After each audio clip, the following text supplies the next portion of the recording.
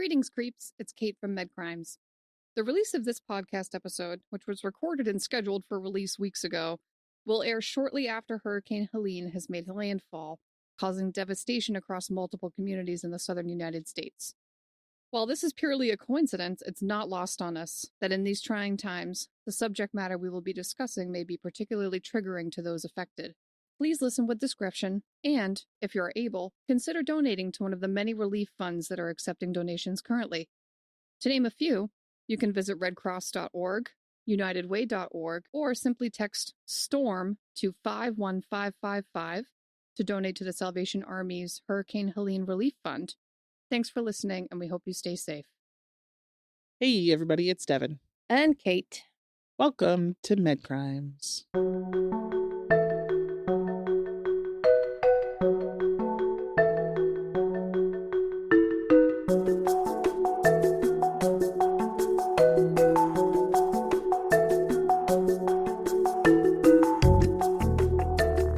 Oh, guys. Hi. Hello. Here we are again. It's been like 5 minutes. It's been a toll, so we said on our last episode we were playing hooky. It's not really hooky, but anyway, it's still the same day for us. Mhm. It's 2 weeks later for you. Yep. But the same day for us. So because it's the same day for us, we have no new Patreons. Nope, but that's fine because it's been a total of like 1 hour since we started the last episode. It's all good. But today is October 1st. Yes. And so today, which is really like 2 weeks from now today, but I have a new job. Woo! So I am now with a different company, but I've hit my dream job. Literally. I applied and I beat out a few other candidates and I got my dream job. And so at this time, I am no longer a director of nursing. I will miss everything about where I did work. Mm-hmm. And but I'm excited for a new chapter and for reaching dreams and having goals and getting there and what the new opportunity will bring. So I'm pretty excited. You're not my coworker anymore. I know. So basically what happened was I went to work with her and now she's leaving. I started looking for new jobs. Yeah. It did take a while for me to find the right fit for what I wanted to do. Yes. And then this opportunity came about probably a little over a month ago. Mm-hmm. And I went for it. I got very excited. I went for it. Mm-hmm. And I got it. So we are just absolutely psyched for Devin, who is just going to absolutely excel in anything she does, really. But this role in particular is just so Devin. So please join me in congratulating the shit out of her. It's exciting. It's nerve-wracking. Yes. I'm so excited. Thank you, Devin. Woo! We're so excited. Glad to include the podcast fam into some of that updates. Heartbreaking for me, but very exciting for you. But guess what? We're still besties. We're still besties, so it's fine. So what do you got for us today? Today we are going to talk about... Happy October 1st, by the way. Oh, fuck yeah. Happy October. We have a pumpkin in the pod lab to celebrate. It's been added. This is the true crime still pumpkin. Using the Christmas mug. I am, because I like the size and shape, and that it's what it's all about, really, is the size and shape of the mug. On most things. Yeah. Okay, Devin took it there. I wasn't going to take it there, but Devin took it there. My coffee has been exchanged out for apple cider. Mm-hmm. Here we go. Yeah. First sip of cider of the season. Yum. Yum. All right. So today we're going to talk about Memorial Medical Center and Hurricane Katrina. Oh. Yes. So we're going circa 2005. We are. So this situation is so sad. There's a few different sides to this. I don't know what I would have done in this situation. What I do know is that the healthcare workers in this hospital during this absolute fucking utter crisis had very few options, no resources. Yep. And the magnitude of this crisis, unless you were there, I don't think most of us have not been involved in a work-related healthcare crisis to that magnitude. Oh my goodness. I don't think I know anything about what you're about to say. No, so this is fascinating and really sad, and just the whole thing for the healthcare workers, for the families, for the patients was just absolutely devastating. And for obviously the entire area at the time. So, I mean, this was like more than a crisis. It was like a catastrophe. Like so bad. So August 29th of 2005, Hurricane Katrina made landfall on the Gulf Coast of Mississippi. This was a catastrophic storm. It was world news when it happened. And I remember hearing about it my freshman year of college. Yes. I remember sitting in a classroom discussing it. Because it was, a very current event at the time. And not only was this storm absolutely massive in size, it caused massive rainfall, winds upward of 110 miles an hour. Yeah. And it intensified rapidly once it approached the coast. And when it made landfall in Louisiana, Mississippi, Florida, all those states in that region, the destruction was unprecedented. And the rainfall was such that what wasn't anticipated is that the levees and the flood walls along the Mississippi River Gulf outlet failed. They collapsed in a total of more than 50 locations throughout Louisiana. So massive flooding. Just that part up through houses, over houses. Exactly. So, I remember seeing rooftops just sticking out of the water. Absolutely. And then so multiple cities were under evacuation orders at this time before the levees even broke. They were trying to get people out of the city. And while many were able to get out, there were thousands, actually around 100,000 that remained in like New Orleans area. That's New Orleans alone, due to either not having the means or connections to get out of the city, or like additionally, there's power failures everywhere. People can't gas up their vehicles because gas stations have no power. They have nobody could communicate with family out of state. Nobody could charge their phones even if they had a cell phone. Nobody had power. Like nobody just had a lot of people just didn't have the ability to leave the city for one reason or another. So for the people living there, this was an utter nightmare. There were people that lost everything. A lot of people died. The surrounding areas also, I remember hearing about this, all the hotels in the surrounding states like jacked up their prices to take advantage of people. Like, fuck you. Yeah. And entire cities were just completely flattened, decimated, underwater, and families were stranded on the roofs of their flooded homes. Yes, I remember. And all the while, the exact number of fatalities is not known, but it's estimated that around 1,500 people lost their lives in Louisiana alone. That's so sad. And honestly, I feel like, again, that I'm underselling how, like, the gravity of this situation. Catastrophic.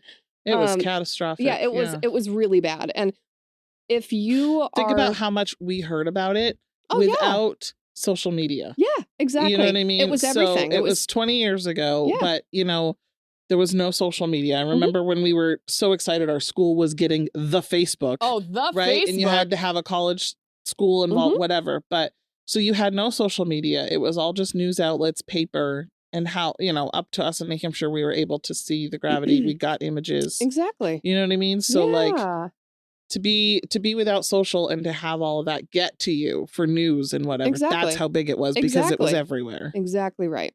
You couldn't turn on the TV without it being there. And if you're out there listening and you were from the area or living in the area at the time, or if you remember the TV footage, or if you were nearby, or if, God forbid, you lost someone in the storm, like, we want to hear from you. We want to know what your experience was like because, I mean, we all saw footage, but like being there is just something entirely different, you know? Sure.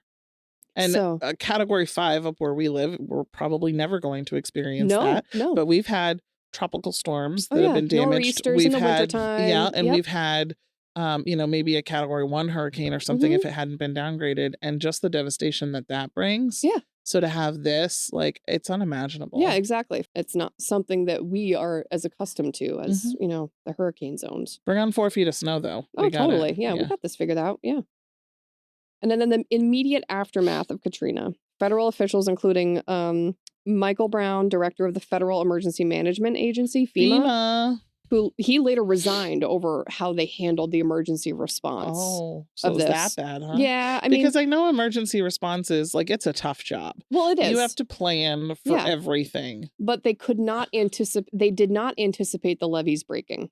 Okay. Which was the big thing. The big thing was like, yes, they were prepared for the storm to make landfall. They were prepared for flooding, but the flooding of that magnitude where houses were underwater for miles. Yes. They did not. Okay. They had said until it's happened, you can't really imagine it. Exactly. And then President George W. Bush claimed that the catastrophic failure of the levees in New Orleans was something that nobody could have foreseen. And he had stated, quote, "I don't think anybody anticipated the breach of the levees." Wow. But that's widely felt to not be exactly true because things like this have happened before in parts of the country where levees have failed. But because of the inlet and outlet, prior to this, not quite to that extent or magnitude, but officials had discussed that, quote, "a stronger storm on just the right trajectory could realize emergency officials' worst case scenario." Right. Specifically in New Orleans. So this had been something that had been thought about in the past. Yeah, and I mean, they're so far under the sea level, right? That's what it's called. Like, they're so, exactly right, which is why they have so many levees along that outlet. So something I didn't remember hearing about a lot in the news at the time was the impact on hospitals, nursing homes, medical field workers in that area at the time. I don't remember hearing about it, but it makes sense being our professional. Think about it. Exactly. But of course, so they were probably so... You don't have the supplies. You can't get your trucks in. Yes. You have enough employees because they couldn't get to work? Exactly. You know, like... When I look back now that I work in the medical field and what medical workers had to probably go through in these cities at this time, like, I cannot even begin to imagine the utter nightmare scenario that this must have been. Yeah, for sure. I mean, and we'll get into like the details, you know. You have emergency preparedness plans, sure, but when it comes down to actually having to implement them, this was like beyond an emergency. Yes, for sure.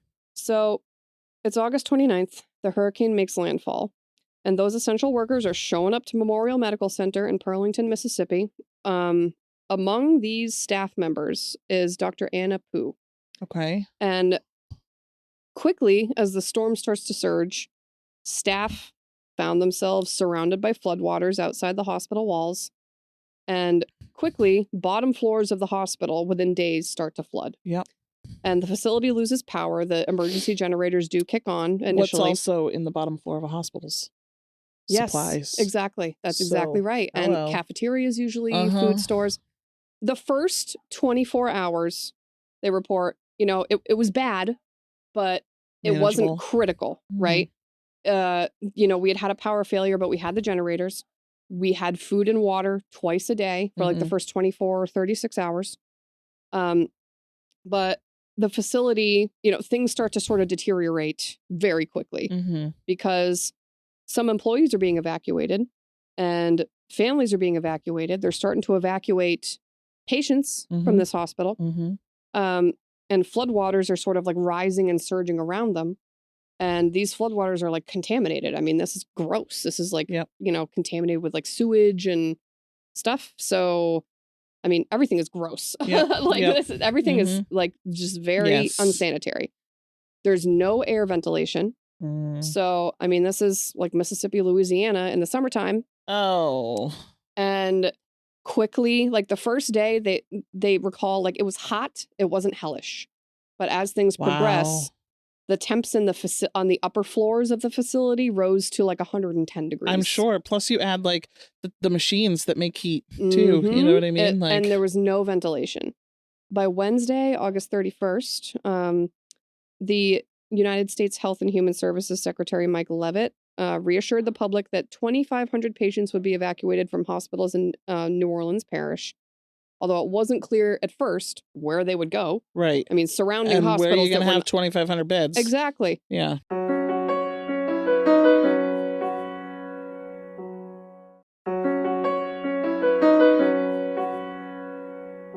So, in the aftermath of the storm, while the building had, you know, no electricity and was running on backup generators, which powered the absolute essentials only, and they went through catastrophic flooding and these levees failed, Dr. Anna Pugh, along with other doctors and nurses, attempted to continue caring for patients at the hospital. That's what you do. I'm sure they lived there because they probably couldn't get home. Exactly. They're like, we can't get home.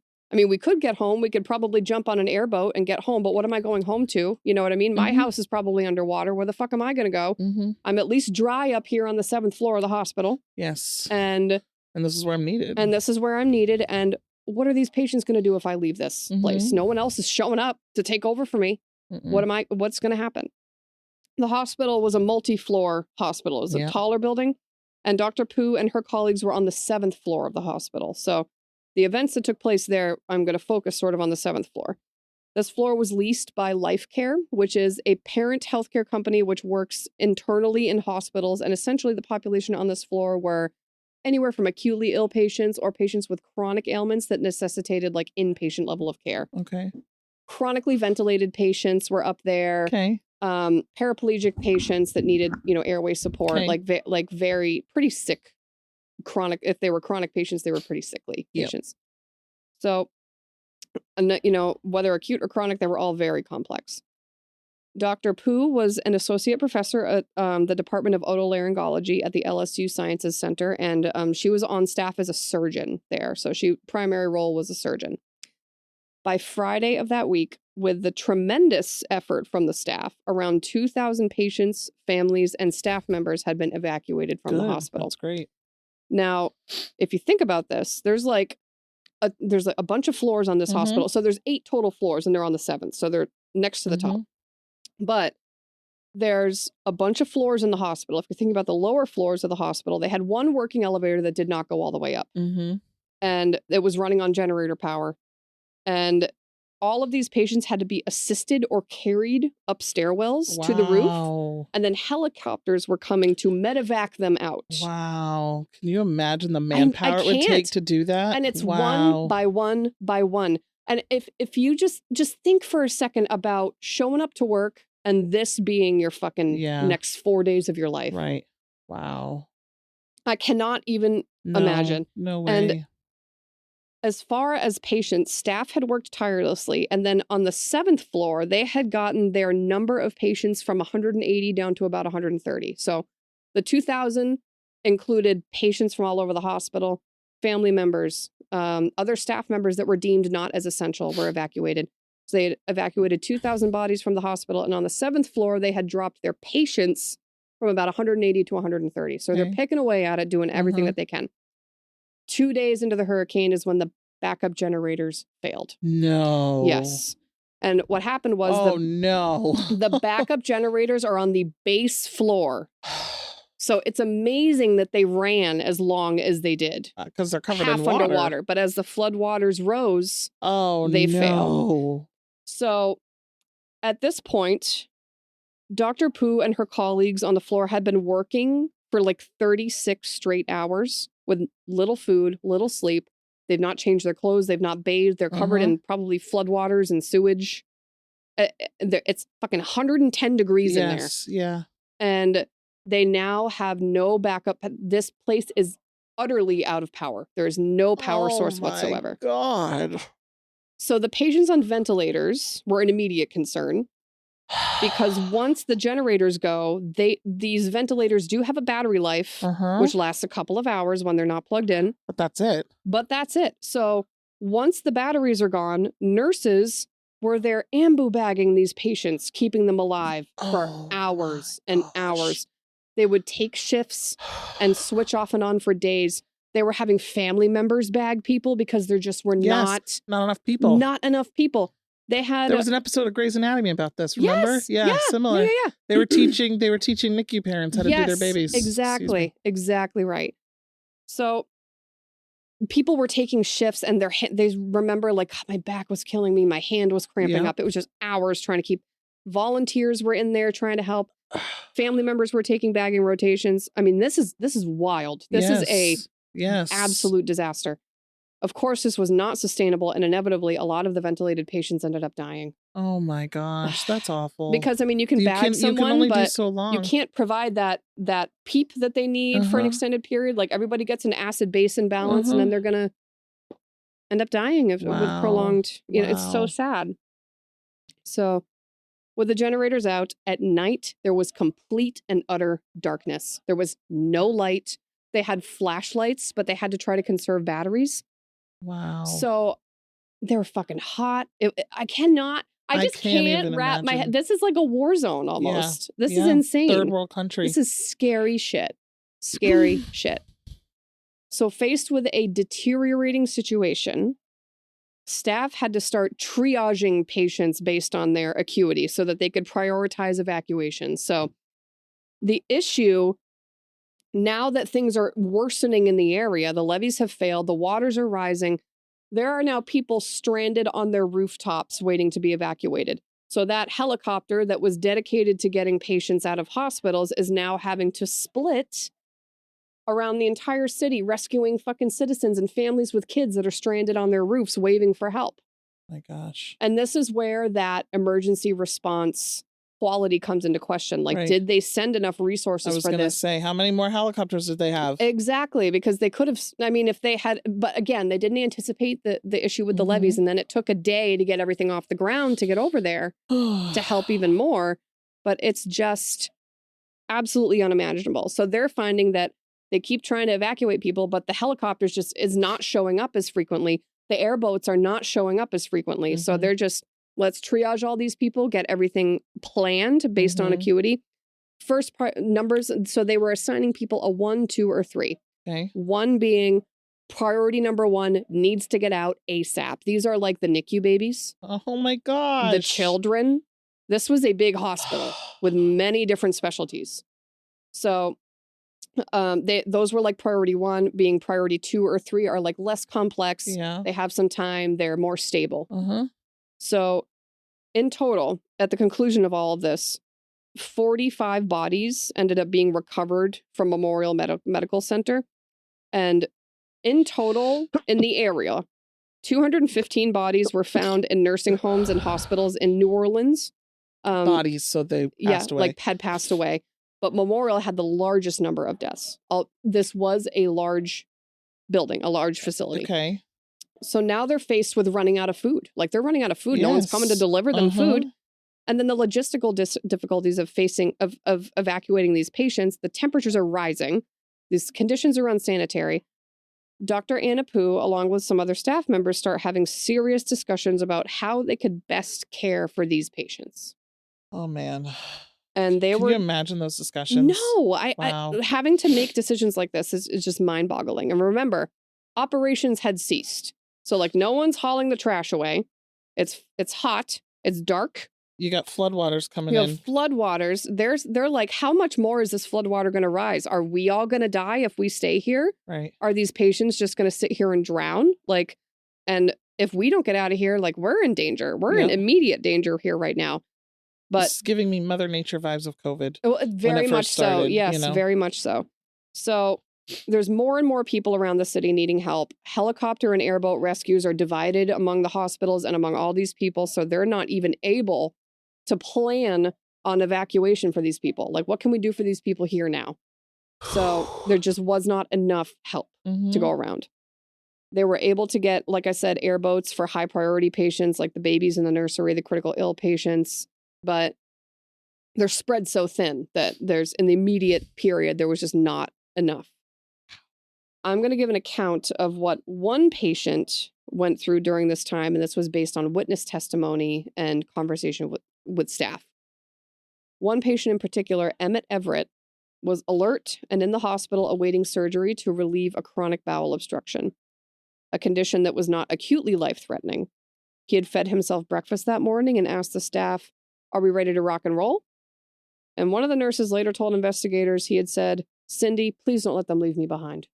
According to witnesses, Dr. Poo was alleged to have administered a lethal cocktail of drugs to Everett with the intent of ending his life. One person present during the event stated that Everett only died after having his face smothered with a towel. Huh? Everett was a paraplegic and weighed 380 pounds. And for these reasons, according to staff who participated in this discussion, Dr. Poo allegedly did not think the staff could reasonably assist him in the evacuation. Well, yeah, because they're going upstairs. Yes. So, yeah. Yes. So I see that. So they're saying that because they couldn't get him out, she killed him? Yes, that's what the allegation they're saying is. that she premeditated the decision to kill him. Yes. So. What? Huh? Yep. Okay. One of the case experts, an internist, later wrote that Everett was, quote, in stable medical status with no clear evidence that death was imminent or impending. Okay. Dr. Poo later stated that the discussions about administering medications to some of the Category 3 patients whom were waiting on evacuation was more of an intention to ease their anxiety, pain, and discomfort, while faced with potentially being trapped for several more days. So she is saying that these patients, we know they're going to be here several more days. I don't know when we're getting out of here, and I'm going to administer a little bit of Versed, a little bit of morphine to take care of their anxiety and their pain. But the accusation is that It was lethal doses. She was euthanizing people because she knew that they weren't going to get out of there, and that she would rather have them have a comfortable death without having to starve, sweat, and dehydrate themselves to death over the period of several days. I don't know how I feel about this. Yeah. I have a lot of mixed feelings. I know. Wait for it, though. Wait for it, okay? So, after a total of 4 days of what Dr. Poo describes as, quote, pure hell, the remainder of the staff, families, volunteers, and surviving patients were able to be removed from the hospital. Okay. But in the following weeks, it was reported that staff had discussed euthanizing patients. So these staff members are now coming forward and talking about, we had these conversations, and we think maybe it happened a couple of times. Some reports went further. A family physician by the name of Bryant King at Memorial told CNN that he believed, quote, the discussion of euthanasia was more than talk. Life Care told the state attorney general's office that 9 of their patients might have been given lethal doses of medicine by a Memorial doctor and some nurses. King then later stated to CNN that when he believed a doctor was about to kill patients, he boarded an airboat and left the hospital. And he had stated that he would rather be a doctor that abandoned his patients rather than aid in eliminating his patients. This is again, we don't have any fucking whiff of a clue what it was like to be in this situation. We don't have any concept or understanding of what that is like. On September 11th, mortuary workers end up recovering those 45 decomposing bodies from the hospital. Routine for untimely deaths, toxicology tests were performed. What was the date? Did you say? September 11th. No, I know that. What was the date that the remainder of the patients were out of the hospital? So this was after 4 days. So it was like September 3rd, so the 3rd, first or 2nd, 2nd or something like that. Yeah. So September 11th, mortuary workers recovered those 45 decomposing bodies from the hospital. Can't imagine what that scene was like. Oh my God. I can't imagine what that scene was like. Can you imagine? No. It's wild. And so they've been there for weeks. This is September 11th that they're finally starting to clear places and recover dead bodies. So the toxicology tests were performed on 41 of the bodies. 23 tested positive for one or both of morphine and midazolam, which is Versed. Mm-hmm. Although a few of these patients had been prescribed morphine for pain, not all of them did. Mm-hmm.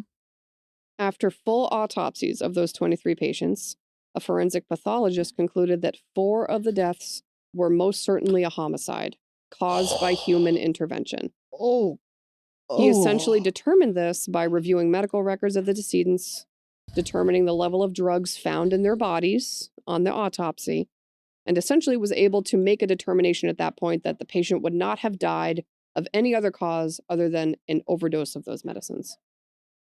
They were able to make that determination. Wait for it. This guy thinks he was able to make that determination. He thinks. And these drug levels were incredibly high that they identified in these bodies. A University of Pennsylvania bioethicist, Arthur Kaplan, also wrote in his expert report that all 4 of the deaths constituted active euthanasia, and the administration of the drugs was, quote, not consistent with the ethical standards of palliative care that prevail in the United States, end quote. Precisely in that the death of a patient must not be the goal of any doctor's treatment. And these deaths, in his opinion, were like death was the goal. Investigators believed that up to 24 patients might have been homicides, but stated that they had difficulty acquiring a lot of the medical records needed because of the destruction at the hospital. There were a lot of things that were taken care of on paper because they had no power. And a lot of that got destroyed just from the floodwaters and the damage.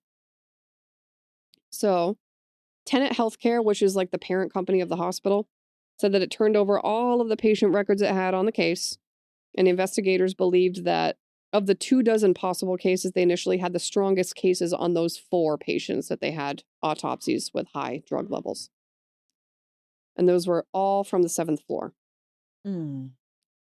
Based on that, about 1 year after the events of the storm, Dr. Anna Poole was arrested on 4 counts of homicide in the 2nd degree. And they didn't have, so, like, that was the 7th floor. Floors 8, 9, and 10, you know, like those patients, like. So this was an 8-floor hospital, but, okay, but yes, sure, I see what you're saying. Floor Yeah. 8, like no one was coming forward that like these discussions were being, like this was all strictly in like none of their patient deaths of people that have died from ventilators or whatever, you know. All of them were on the 7th floor, under her care. Based on that, again, she's arrested. This is about a year later.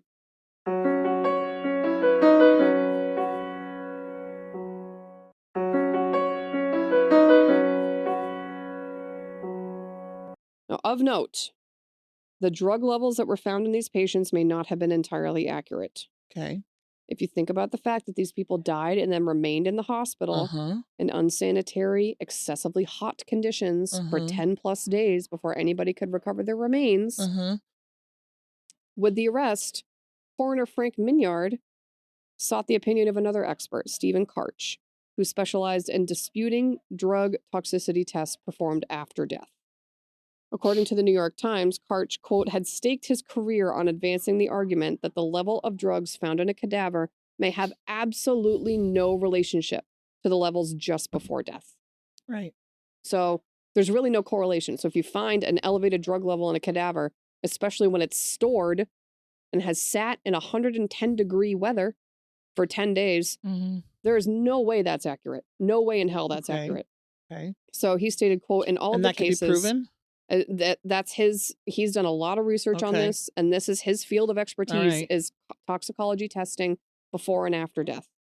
And he says there is absolutely no relation. You cannot make a determination on how much of a drug somebody received after death if a body was stored like this. You cannot. Okay. So he said that in that case, I would say that the cause of death on those 4 were not homicide. They were undetermined. You can't even determine. There's no way. Nothing has been preserved enough to make that determination. So having received this opinion, Menard sought no further opinions. And it's important to keep in mind that this was an absolute epic crisis, like beyond anything we understand. What Dr. Pooh and her colleagues were being forced to choose between potentially is if this was her intention, if her intention was to euthanize patients because she believed she was doing a kindness to them. Their decision was A, let these patients starve, dehydrate, and sweat to death in their own filth, or should we face the fact that we are unlikely to be able to evacuate many of these patients and end their lives before they suffer too much more? It's fucking impossible. It's impossible. Yeah, but how many? So here's what I'm just gonna say. The rarity part here is the extreme conditions that they were working under, right? And no one can fathom what that's like unless you were there. Right. But how many times has the concept of mercy killings come up in our show? Oh, I know. And that you can't play God and that you can't, that you can't make that determination. She maintains, I never thought of euthanizing people. This is coming from the murmurings of staff. Right. Right? Of, stories being told by staff members that say there were conversations. There's nurses and that one doctor who told CNN, yes, there were conversations, and I think there were more than conversations. But she says, no, I absolutely never intended to murder or euthanize anybody. Does she admit to having those conversations? No. She said, no, I never talked about any of that. She says, I gave these patients these medicines, yes, because they were anxious, they were suffering, they were in pain, they were hot, they were hungry. I feel like the fact that those conversations were never had, what she's standing behind is not true. Yeah. Because I can see how it's coming. Like, are we all going to die? What can we do? You have that feeling of impending doom, right? That was probably had amongst the staff. Yeah, and there's panic, and there's panic, and there's what else can we do? I absolutely believe that those conversations were had. Yeah. But also think of how selfless they're being too, because I mean, this is like we're like 3-4 days into this. They've been at the hospital trapped there, and they're sleepless, still thinking you're delirious, they're still thinking exactly. They have no food. They're all dehydrated. When's They're the end in exhausted. sight? No sleep. There's no end in sight. They have no idea what's going to happen to them. Is this building going to collapse on top of us at any moment? It's I don't very fault them possible. for having those conversations. I don't think I do. I don't know that I would have necessarily done the same thing. But again, yep. I'm not in this. This is crazy. With being outside of the situation, I would say that I can't do it. Same. However, I'm not in the situation. You're not in the situation. I'm not on 4 days of continuous 24-hour work. Exactly. In a 110-degree heat. Exactly. And the public, similarly to our situation, is extremely divided on her case. There were a lot of people that supported her for her decisions. And they said, you know what? This woman's a fucking hero. She could have gotten on an airboat and gotten out of there. Gotten the fuck out of there. Said, but she stayed. Her and those nurses and those doctors stayed for 4 days in that hospital because they knew nobody else was going to come and take care of these patients. And they did the best they had with what they had. I agree with that. So, especially living in a post-pandemic world that we're in right now. Exactly. And understanding we didn't have those weather conditions, but yes. Yep. Okay. After her arrest, a review of what was available for medical records and based on the expert testimony that the drug levels were unlikely to be accurate, the grand jury declined to indict her and everything was dropped. Wow. Yes. Yes. There were, after that, though, 3 separate civil suits that were filed against her from family members that she was able to settle those. But I mean, that's to be expected because obviously family members are like, of those 4 particularly are, despite understanding all conditions, of course, like they understand. Yeah, what exactly? Like if my family member was intentionally euthanized. Oh. And then the law is also mostly on Dr. Poo's side. The Good Samaritan law does offer some protection for healthcare workers acting in emergency situations if their actions cause the death of a person. But what the prosecution was trying to do initially was prove that she had intent to end their lives and not just ease their suffering. So, and while there was some witness testimony as to conversations among the staff, there wasn't anything physical to state that she had intent to end lives. And so they were able to, so the witness and the expert that the defense had negate toxicology, anything that showed that this is how they died. Yes, because there wasn't, I mean, that's just not accurate. They can't rely on that. So the charges had been expunged. The state of Louisiana actually agreed to pay Dr. Poo's legal fees, which were over $450,000, and several Louisiana lawmakers have apologized for the accusations against her. Wow. I did not anticipate this ending this way. Oh, yeah. So she continues to stick to the story that she was medicating them for discomfort only. And if they died, it was probably exposure to the elements, temperatures, or their, plus or minus their chronic comorbidities. Not able to treat them the way they could have been if there was power. Dehydration. Yeah, exactly. They had nothing else. They had nothing else. You're using gravity IV. Exactly. You can't use anything. There's nothing. After the events, and once the legal dust settled, Anna Poo went on to become a champion of emergency care worker disaster planning. Wow. Yeah. So she actually helped get landmark state legislation approved to protect the actions of doctors and nurses during disasters like that. Good for her. Yep. Wow. Here's some of the testimonies about what it was like there. Dr. Poo actually had stated, quote, "You will never know what it was like unless you were there." She also stated, quote, "The heat was so terrible, it wore you down. The smell was rancid and it burned the back of your throat. We were doing what we could to keep our patients comfortable. We even had the 9-year-old daughter of one of our nurses taking shifts fanning the patients to keep them cool." Oh, wow. A class action lawsuit was filed in 2010 on behalf of non-Tenet employees, Tenet being that parent company that owned the hospital, and patients and relatives who were stranded at Memorial during the hurricane.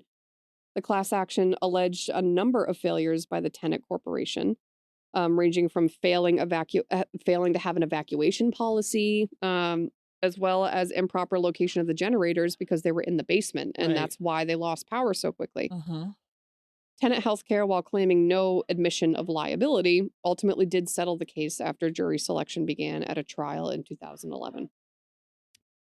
So the company set up a $25 million substantial settlement fund for all non-Tenet employees, patients, and visitors who were trapped at Memorial.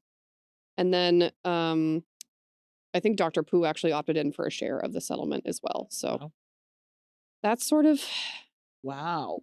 the story with that. I mean, I just can't even imagine what they went through. And actually, I don't want to imagine, nor when could all I. is said and done, Dr. Pooh actually said that if she was called upon again to respond in an emergency situation to that magnitude, she said it was hell, but I would do it all over again. She said I Wow. wouldn't do anything differently than I did. Wow. Okay. Yes. Wow. I'm gonna ask point blank. Do you think what do you think? I don't think any of What do you us will think? ever really know. Yeah, you can't make a I don't know. determination on did she do it? Did she There not? were quite a few staff members that came forward and said that there were Oh. conversations. So maybe there were conversations. Well, maybe. like I said, you're in survival mode. Exactly. How many conversations do people have of, oh, I'm gonna eat my room, whatever, like Exactly. we're gonna eat a cadaver or what to survive. You're in survival mode. You And don't you know have what it's conversations like. of rations. You have Exactly. extremist conversations. Exactly. I remember with But that COVID. doesn't mean actions. I remember with COVID, we had a palliative care doctor come in because we said we had to anticipate a massive surge of patients. Right. And we would have to learn how to triage people. Who was going to die from it. And if there's a 90-year-old man with lung cancer who comes down with COVID and we have to admit him, we were getting training and having conversations with families about, oh, wow, we can't offer you an ICU bed because there are younger people that are on ventilators and it's full. yes. What we can offer you is as much oxygen as we can deliver you. We can give you some morphine. We can give you the antivirals and hope for the best. Wow. And so that's the Yep, right. mentality that, but that's even just a fraction of the mentality they had to have there. Correct. Yeah. Whew. Man. Wow. Yep. I have to say I'm glad there's no conviction. Yeah, me too. I have to say I'm glad that there's no conviction. Because I don't think, But regardless of whether she had the conversations or whether she actually intended to euthanize people, it was not coming from a place of malice. No, I don't think I so. believe it was coming from a place of mercy. I don't know what else to do. Correct. And if this were me in that hospital bed, I think I'd just want it to be over. Yep. You know what I mean? Yep. Like, I think genuinely that's where she was coming from in that moment. Whew. That's heavy. Yep. And I'm trying to picture myself and I can't at the moment. I cannot. Nope. Because Wow. we don't know what it was like. Yep. Well, and that's similar to like emergency situations triage on who's yellow, red, or black. That's exactly right. Yeah. You know what I mean? And in some triage situations, if you're red, there's still nothing that they can do for you. You know what I mean? Yep. And they're labeling that though you're alive at this moment, you still might die. And it's just emergency situations have different rules. They sure do. And yeah. That's a good one. That's a brain buster. Isn't that wild? That's a let's get our morality question going. Oh, yeah, let's get exactly. our oh, wild, man. Kate. I know. You're welcome. You're welcome. Okay, thanks for listening. What are your thoughts? What we want to know. What are your thoughts? Intention? Not intention? Yeah, we need to know, bro. If it was intention, is that still awesome? Is it? Yeah, I know. We don't know. We don't know. Wild. All right, guys. Thanks for listening. You can find us on Facebook at Medcrimes Podcast. YouTube. Do it. Medcrimes Podcast. Instagram. Do it. Medcrimes Podcast. Patreon. Do it only if you can. www.patreon.com/medcrimespodcast. So forceful. Check us out on our email. Send us some communication. medcrimes@gmail.com. Stay fucking safe out there, please.